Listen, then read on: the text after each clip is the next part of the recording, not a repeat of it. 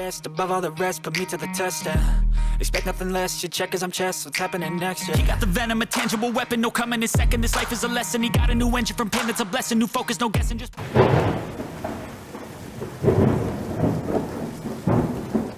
Hello, welcome to the Murder She Shed.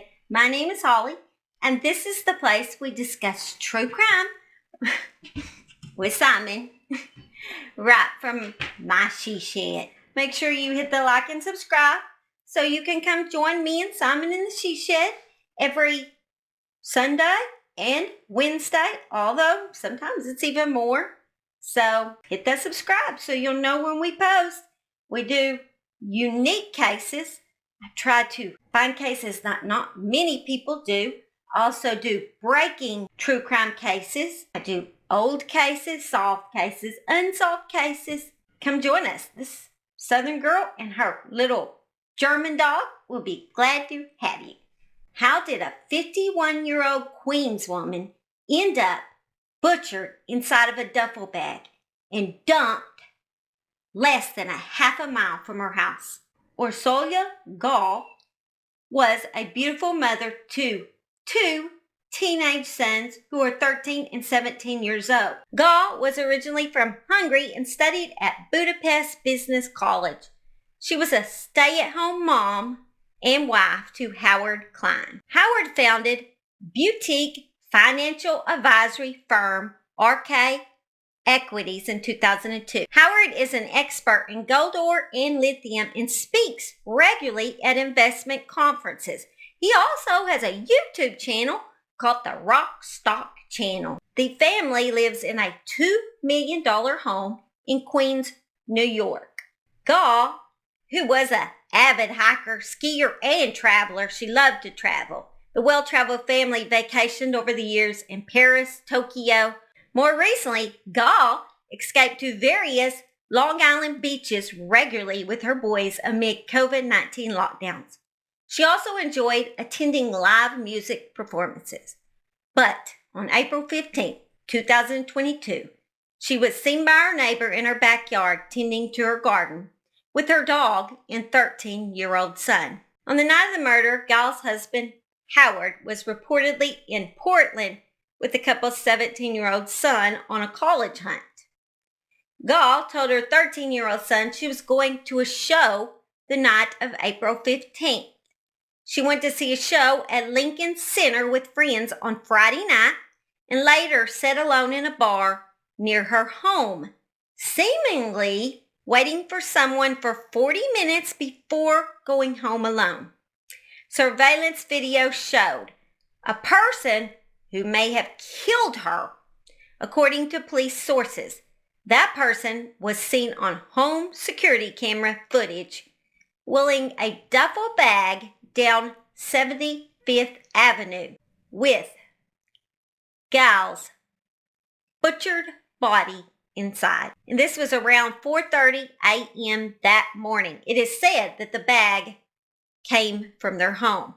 Here is the footage of that. The NYPD confirming to WNBC that this home security video from the neighborhood shows the possible killer rolling Gaal's body in a duffel bag. Police say Saturday morning a 911 call reported a suspicious bag with blood on it.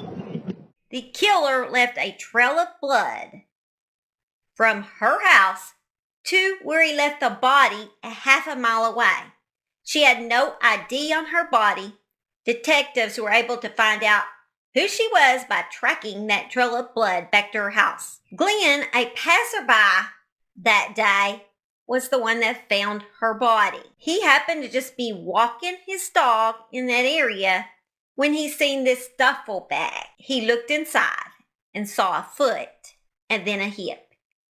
He stated, "It looked like a mannequin. It didn't look very flashy. It was more like a crash test dummy. I thought it was maybe some equipment being used for something. I didn't think anything of it," he said. Then he saw black ankle-length jeans, a belt, and a woman's waist and blood. He realized it was a woman's body in the fetal position. After the authorities followed the trail back to the family home, this is when they found the 13-year-old in the top floor of the family home. He was safe. He was in the 3rd story. The 13-year-old was seen being led out of the home in handcuffs by police, and he was questioned by investigators. He has since been cleared of the murder, and Howard and the oldest son have as well, according to authorities. The 13-year-old said he had not seen his mother since she left for the show that night. They said the boy did not leave the house that night either.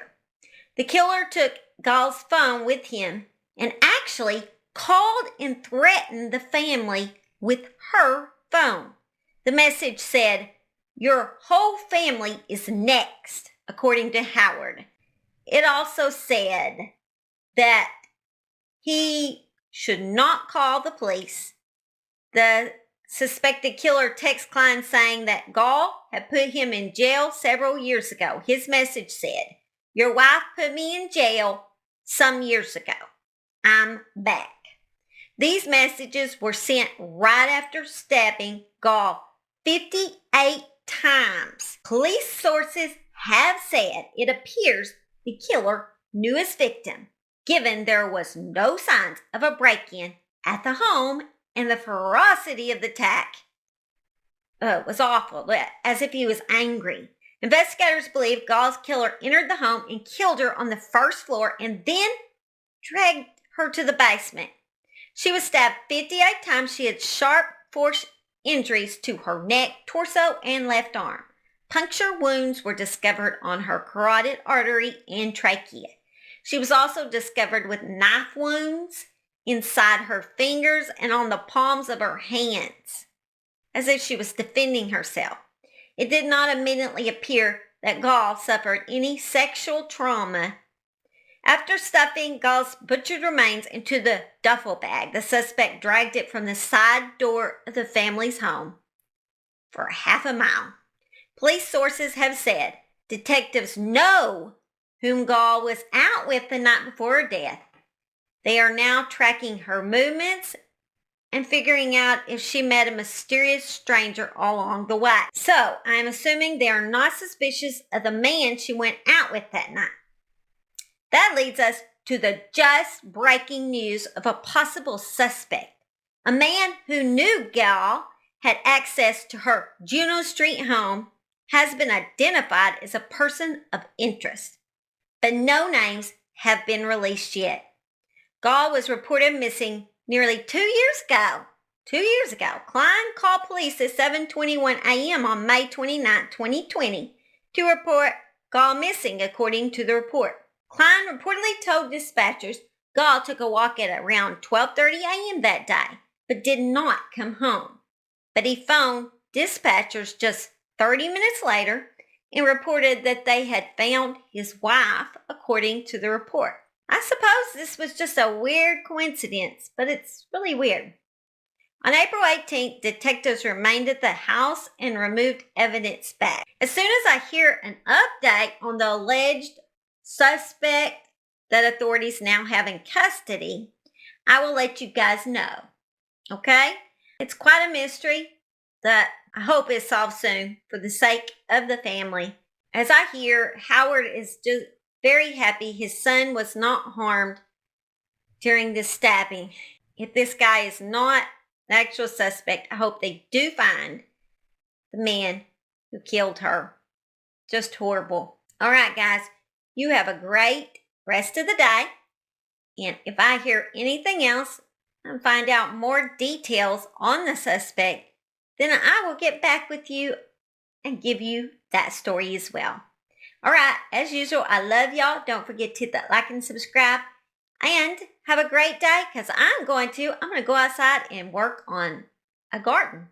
So y'all be blessed. Bye. It ain't easy, bloody hands stained from the people who deceive me. Muddy hands break through the chains, go free me. Looking for change, looking for pain, pulling a mob, pushing a train. I'll never stop, stick to a lane, pick up the pieces and go rearrange.